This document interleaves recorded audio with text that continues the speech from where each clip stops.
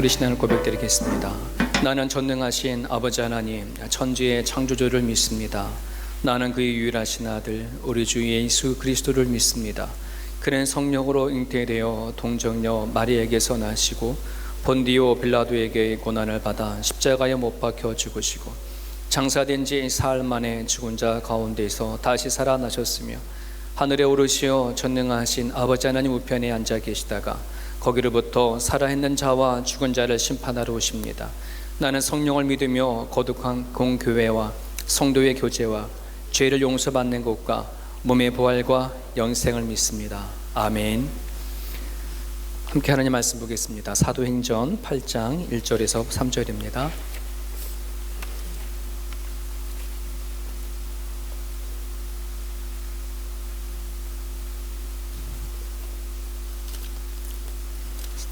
사도행전 8장 우리 1절에서 3절입니다. 오늘의 말씀의 제목이 위대하게 은밀하게, 많이 들어본 제목이지 않습니까? 아마 영화의 제목입니다. 북한의 한 간첩이 남한으로 내려왔을 때에 북한의 위대한 지도자의 사명을 띠고 은밀하게 남한에 들어와서 간첩 활동을 하는 그러한 영화의 제목이 위대하게 은밀하게입니다. 그 말씀을 묵상하다 보니까 오늘 말씀 제목과 너무 맞아서 하나님의 위대하심과 은밀하게 일하시는 그런 하나님을 우리가 경험했으면 좋겠습니다. 우리 1절부터 3절까지 같이 읽겠습니다. 그날에 예루살렘에 있는 교회에 큰 박해가 있어 사도 외에는 다 유대와 사마리아 모든 땅으로 흩어지니라. 경건한 사람들이 스데반을 장사하고 위하여 크게 울더라. 사울이 교회를 잔멸할세 각 집에 들어가 남녀를 끌어다가 목에 넘기니라. 아멘. 그럼 다음 주 주일날은 3.1절이더라고요. 그죠? 그 3.1절에 다가오는데 어떤 날인지 한국 사람님은 너무나 잘 와닿는 그런 날입니다.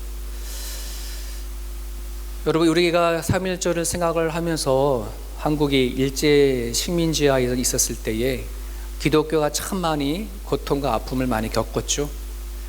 특히나 신사참배라고 하는 그 박해 앞에 많은 목회자들이나 많은 기독교인들이 고통을 많이 당해졌습니다. 일본은 그 나라의 왕을 신처럼 섬겨서 우리 한국을 들어왔었을 때에 각 한국 안에다가 신사를 만들어 놓고 그 앞에 절을 하도록 그렇게 했지 않습니까? 우리 기독교의 정신은 오로지 하나님 외에는 다른 누구를 경배하지 않는데 이제 신사를 차려놓고서는 일왕 앞에 신사 참배를 하라. 그럴 때 많은 목사님들은 거부하고 죽기까지는 나는 할 수 없다 라고 해서 붙잡혀 가기도 하고 감옥에서 죽기도 했죠.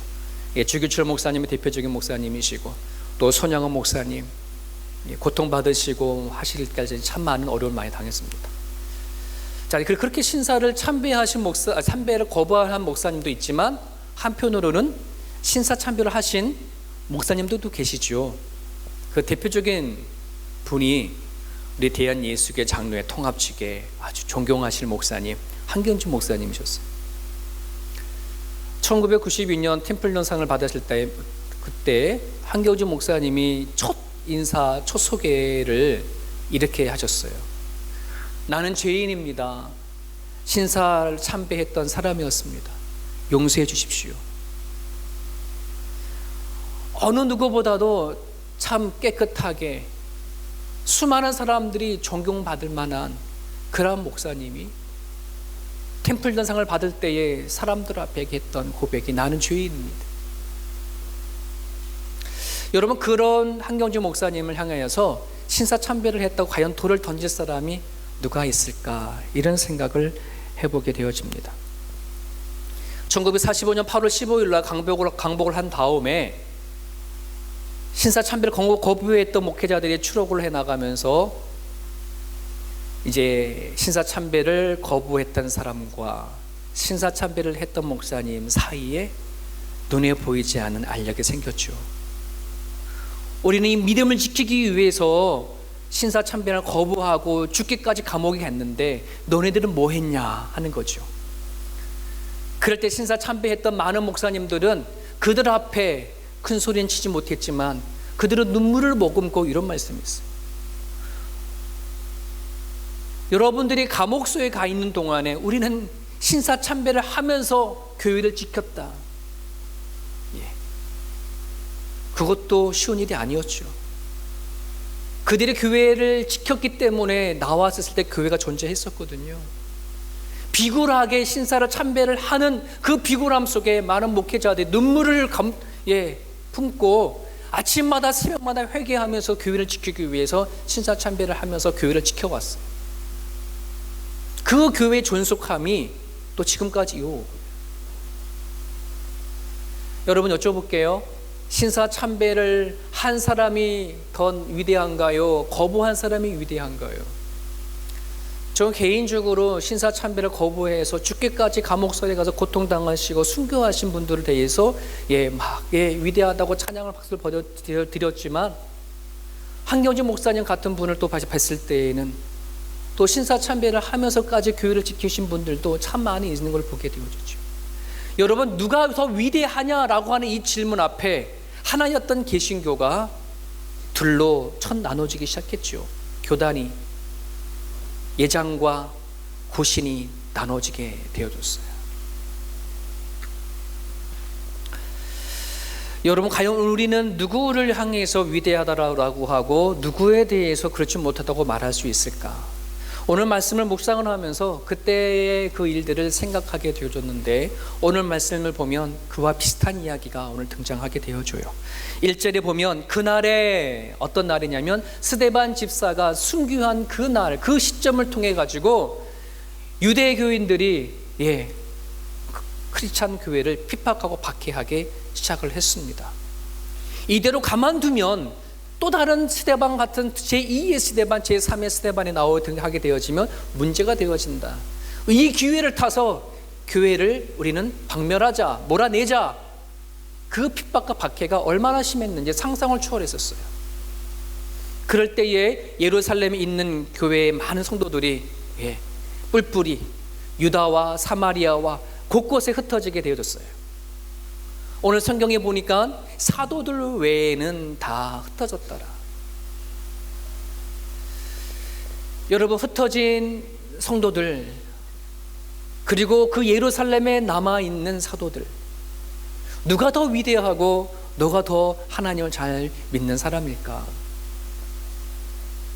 여러분 그럼 사도들은 왜 그 예루살렘에 남았을까요? 그들도 박해가 오고 핍박이 오면 갈 수 있을 거 아니에요. 도망칠 수 있고 다른 데 갈 수 있을 텐데 누구보다 제일 공격할까요? 우두머리부터 공격하려면 사도들의 표적인데 그들은 도망가지 않았어요. 예전의 제자들이 아니었기 때문에. 예수님께 십자가 못 박혀 가실 때에 다 제자들이 어떻게 했어요? 다 도망치고 뿔뿔 흩어졌잖아요.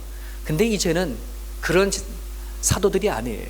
성령이 임해서 이제는 죽으면 죽으리라 하는 그 확실히 그들 마음 가운데 존재를 했어요.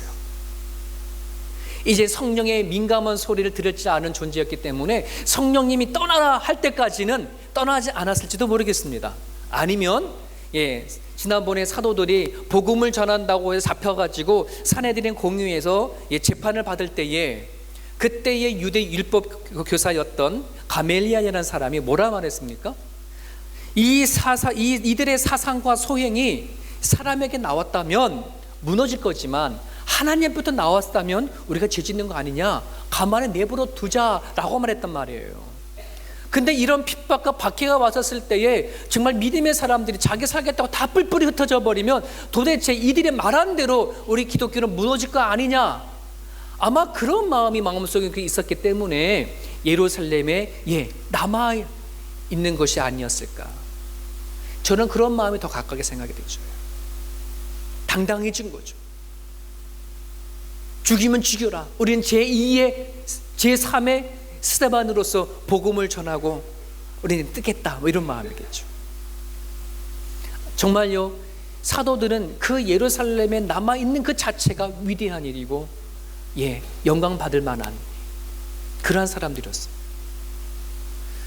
여러분, 중국 바이러스가 퍼지기 시작할 무렵에 그 훌륭했던 중국의 의사가 한 명이 있죠. 최초로 이것이 얼마나 위험성이 있는지 알리었던 그 리원양이라고 하는 의사. 얼마든지 그거를 보고 자기는 피할 수 있고 벗어날 수 있었음에도 불구하고 그러지 않았죠. 그 자리를 지키고 이것이 얼마나 위험한지를 알리고 병 걸린 사람을 치료하는 과정 가운데 그 병에 의해 자기도 죽음을 당한 리원양 씨.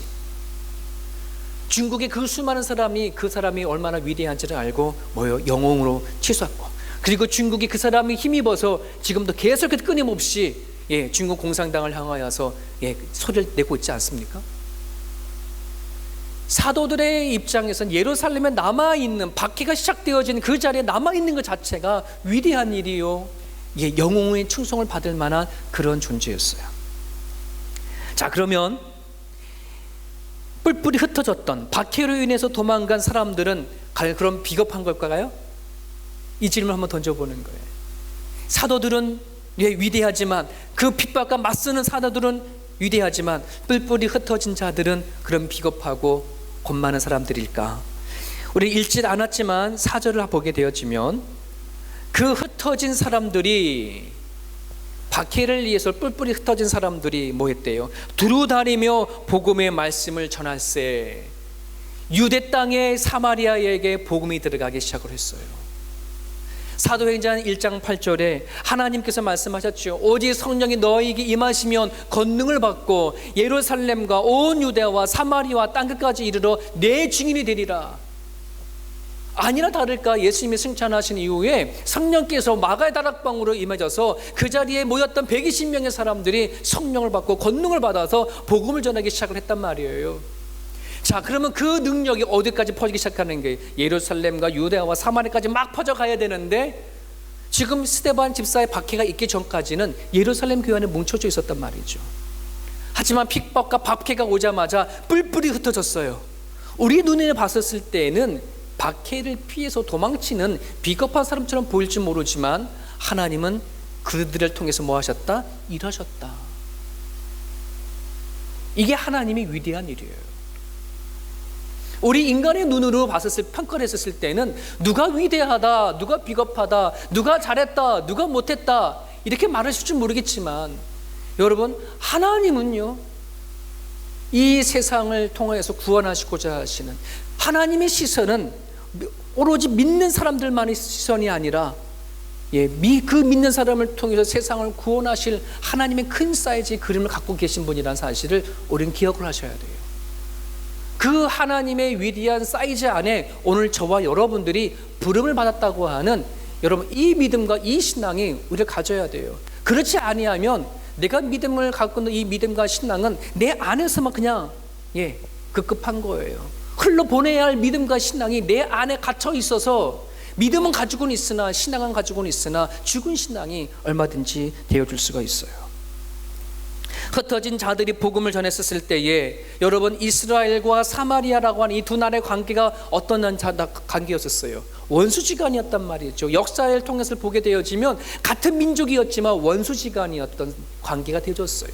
편견이 심한 관계였고 적대적인 관계의 벽이 높이 쌓여졌는데, 흩어진 크리스찬들을 위해서 이것이 하루아침에 뭐예요? 무너진 거예요. 무너진 거예요. 인류의 그 이스라엘 역사에 보면 어떻게 이것이 가능할까? 하지만 흩어진 사람들을 통해서 가능케 하신 하나님이 오늘 성경에 나오죠. 사랑하는 여러분,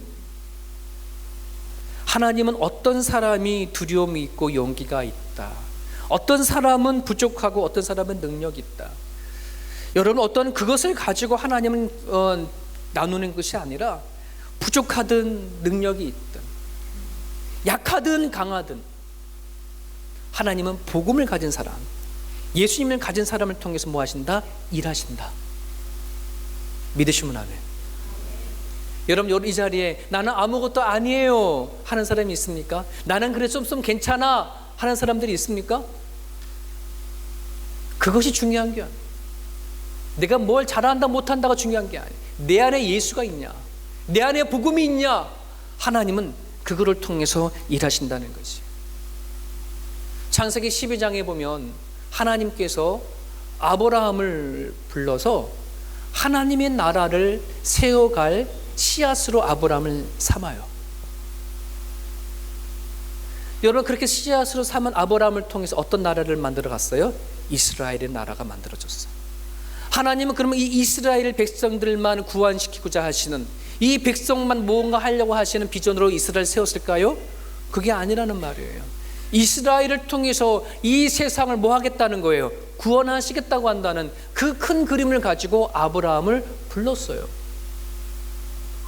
창세기 12장 3절에 보면 너를 축복하는 자에게는 내가 복을 내리고 너를 저주하는 자는 내가 저주하려니 땅의 모든 족속이 너로 말미암아 복을 얻을 것이라. 하나님이 아브라함을 불렀었을 때 하셨던 말씀이잖아요. 아브라함, 너를 통해서 모든 민족이 뭐 하겠다? 복을 얻게 하겠다. 이게 하나님이 큰 그림의 사이즈예요.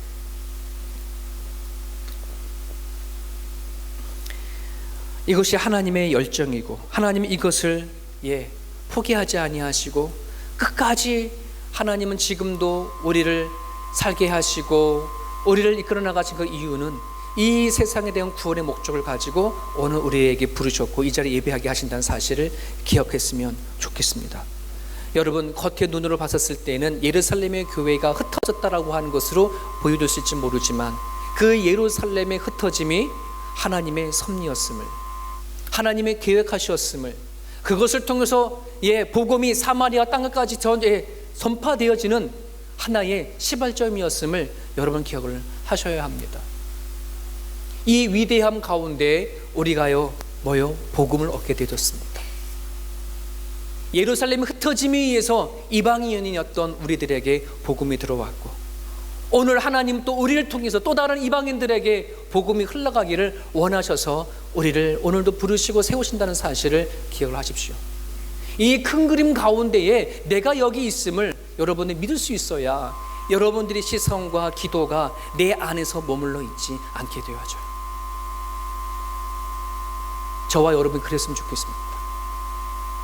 내가 코앞에 살아갈 내 문제만 기도하는 게 아닌 하나님께서 나를 부르셔서 이루시고자 하시는 큰 그림을 가지고 여러분이, 저와 여러분 기도할 수 있기를 간절히 바랍니다. 여러분, 2절에 보게 되면 오늘 말씀을 묵상하면서 1절과 3절을 계속해서 묵상하는 가장 가운데 왜 2절이 들어가야 될까? 솔직히 1절과 3절만 있어도 이해하는 데는 아무 문제가 없어요. 2절이 어떤 내용일까요?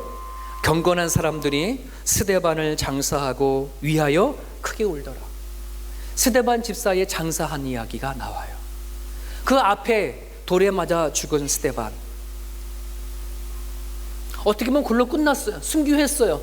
글로 끝난 거잖아.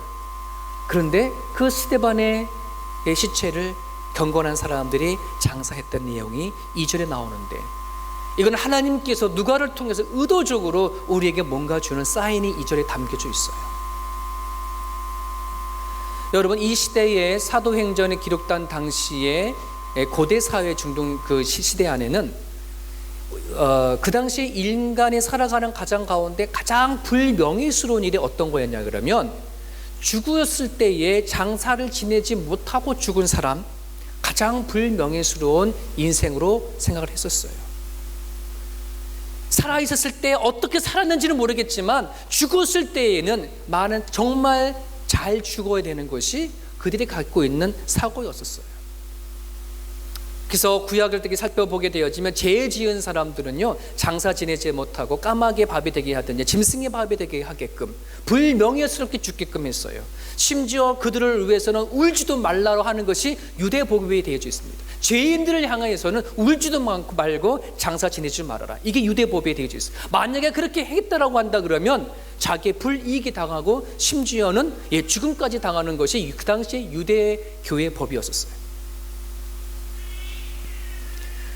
여러분, 우리들에게 스데반 집사는 거룩한 순교자였지만 유대교회 입장에 봐서는 그런 죄인이었단 말이죠. 신성모독죄였습니다. 그 돌을 던져서 죽임을 당한, 그냥 그 돌 무덤 속에서 가만 내버려 둬야 할 그 스데반 집사를 오늘 경건한 사람들이, 누군지는 알지 못하고 드러나 있지 않지만 하나님께서 자신을 위해서 복음을 전하다가 기꺼이 죽었던 스데반을, 그 시체를 경건한 사람들을 통해서 뭐 하는 거예요? 장사 지내게 하는 거예요. 죄인을 위해서는 울지 말라 했던 유대교회의 법을 넘어서 이들은 크게 울었더라. 왜? 의도적인 거예요. 여러분, 하나님은 당신을 위해서 헌신하고 희생하고 했던 사람을 결코 그냥 내버려 두는 법이 없어요. 소홀하신 분이 없어요. 이게 하나님의 배려요, 하나님의 사랑이에요. 여러분, 예수님께서 십자가에 못 박혀 죽으셨을 때 세상 사람들은 그는 뭐한 사람이? 저주받은 사람이에요. 멸시 받은 사람이었었어요. 그래서 십자가에 달려 죽었잖아요. 하지만 까마귀 밥에 되게 하지 않았단 말이죠. 그 시체를, 예수님의 시체를 아리마다 요셉이 거둬들여서 장례식하는, 여러분, 그 아리마다 요셉은 쉬운 일이 아니었단 말이에요. 자기 목숨을 내놓고 하는 얘기였어요. 경건한 사람들이 오늘 스데반 집사 장사하는 것과 같은 자기를 목숨을 내놓고 했던 것. 저는 이 말씀을 통하여서 하나님의 마음을 너무나 깊이 이해할 수 있어요. 여러분, 세상 사람들이 흐르고 있는 세상의 방식과 사상은요, 대의를 위해서라면 소수의 사람들의 희생과 소수 사람들의 헌신은 그냥 나 몰라 할 수 있는 거, 무시되어 줄 수 있는 것이 세상 사람들의 사고방식이에요. 대의를 위해서라면 거짓도 뭐 하는 것, 예, 용서해 줄 수도 있고, 잘못된 것, 도덕적인 윤리적인 것도 커버해 주는 것이 이 대의를 위해서라면 얼마든지 할 수 있는 세상 속에 살아가고 있지 않습니까? 근데 하나님은 그러신 분이 아니에요. 이 세상을 구원시킬 수 있는 위대한 뜻을 갖고 있음에도 불구하고 하나님의 그 일을 선택하신 그 사람에 대해서는 반드시 끝까지 책임져 주시고 세워주시는 분, 영광을 드러내시는 분, 이게 우리 하나님이에요. 여러분, 하나님 앞에 선택받고 내가 이 자리에서 예배드린다는 걸 쉽게 생각하지 마십시오. 하나님 날 기억하실까? 여러분, 그런 생각하지 마십시오. 하나님 우리를 자녀 삼아 주셨다고 합니다. 한 사람 한 사람을 그냥 부르신 것이 아니에요. 하나님의 자녀를 삼으셨던 것처럼 낳았다라고 할 정도로의, 여러분, 한 사람 한 사람은 하나님 그렇게 특별한 사람이에요. 그런 존재예요. 여러분의 마음속에 내가 예수님을 붙잡고 살아가는 날 동안엔 하나님 여러분을 결코 버리지 아니하시고, 하나님 여러분을 통해서 일하시고 죽는 그 순간까지 책임져 주시는 분이 우리 여호와 하나님. 그래서 우리를 영화롭게 하시겠다 믿고 나가는 거예요. 내가 내 자신에 대한 존재를 너무나 여러분 아무것도 아니라 생각하지 마십시오.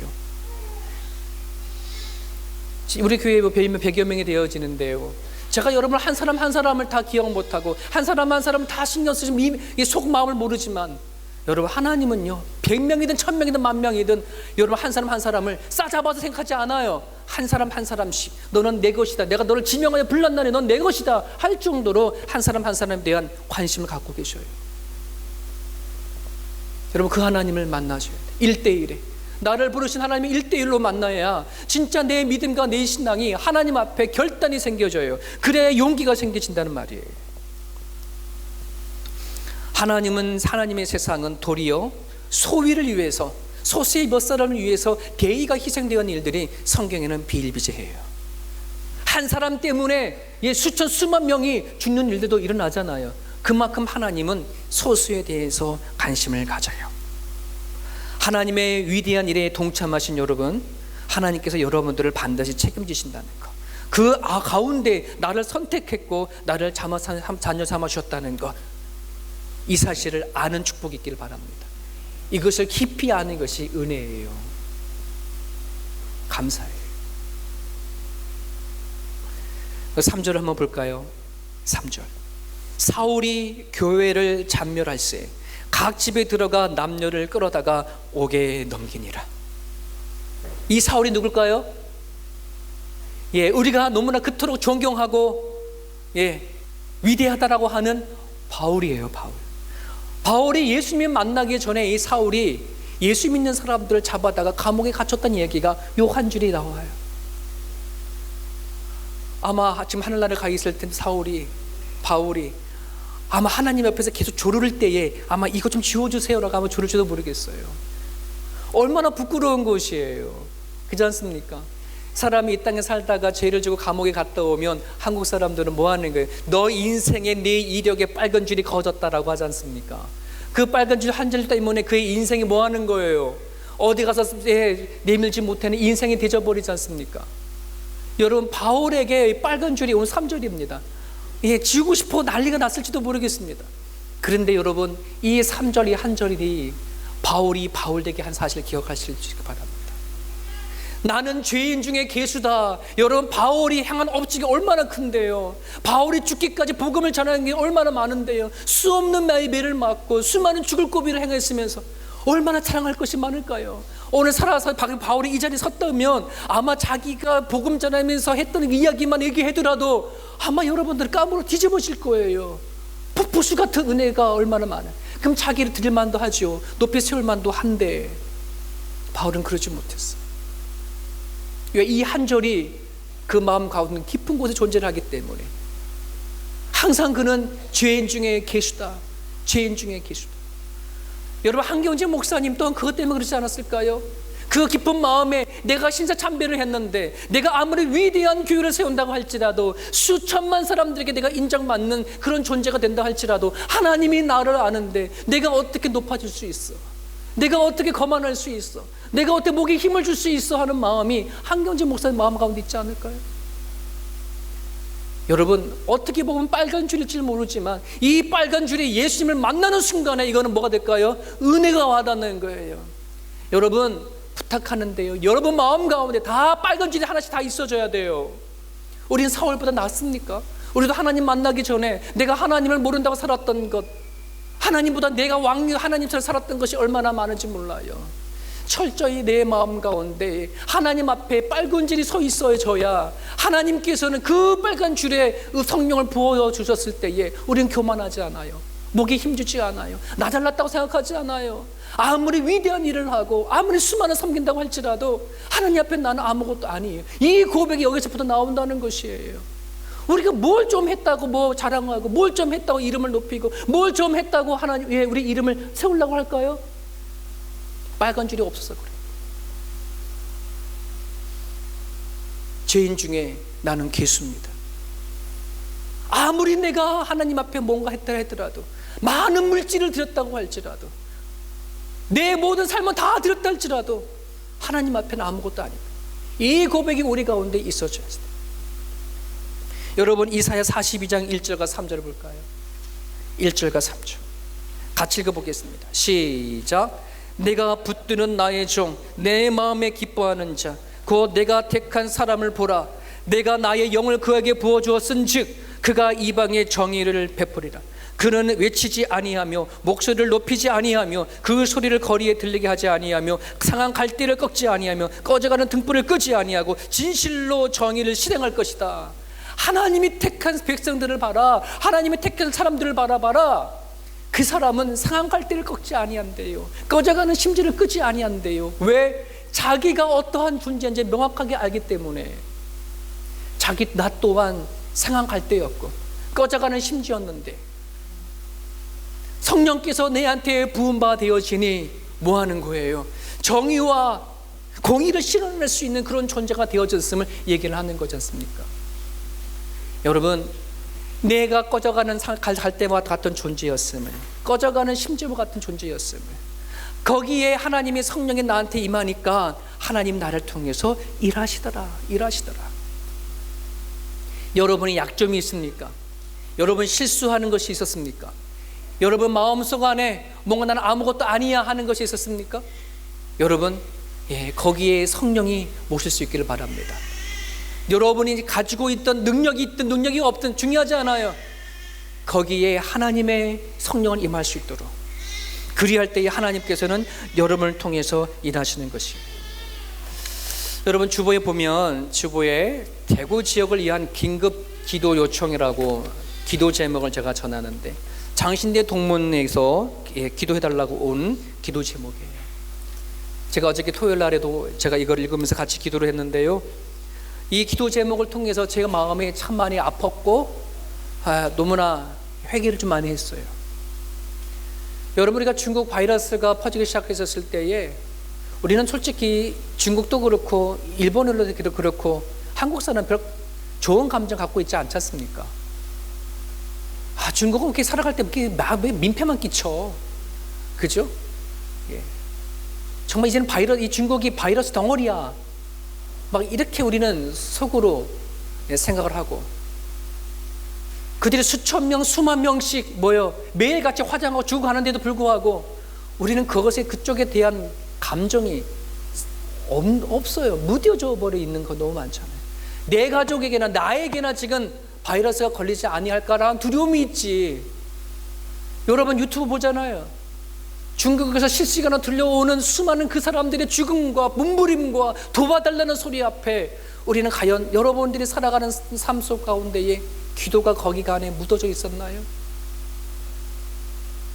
우리는 기도해봤자 나를 보호해 주십시오, 지켜주십시오라고 하는 기도지, 실상으로 중국에 있는 수많은 사람들이 죽어가고 있는데 그들에 대한 불쌍한 마음이 우리 가운데 없어요. 거기에 하나님을 믿는 크리스찬이 1억이 넘어요.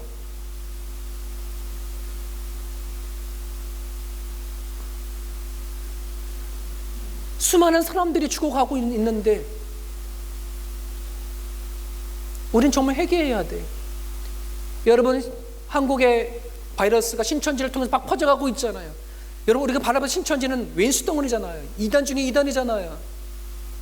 예수님 잘 믿는 사람 꼬드겨 가지고서는 완전히 다른 길로 빠지게 가겠으니까 하나님께서 신천지를 이번에 쉬는 거야. 하나님 심판하는 거야. 하나님 이번 기회에 하나님 신천지를 사라지게 해주십시오. 우리는 아마 그런 마음이 가득할 겁니다. 저부터. 근데 하나님은 신천지를 그렇게 하고 싶을까요? 하나님이 갖고 있는 위대한 일이 뭔데요? 누구나 할 것이 주님 앞에 회개하고 돌아와 하나님을 만나 구원받기 원하는 것이, 신천지든 중국에 있는 모든 사람들이든 하나님은 이 인류에 대한 갖고 있는 위대한 생각 속에 우리를 불렀는데 우리는 하나님의 그 위대한 생각을 몰라. 그냥 내게 기준에 봐서 쓸 때에는 중국은 정말 그냥 그 자체로 바이러스고 신천 나름대로 이단자이고, 그런 마음이 우리 마음에 얼마나 많을까.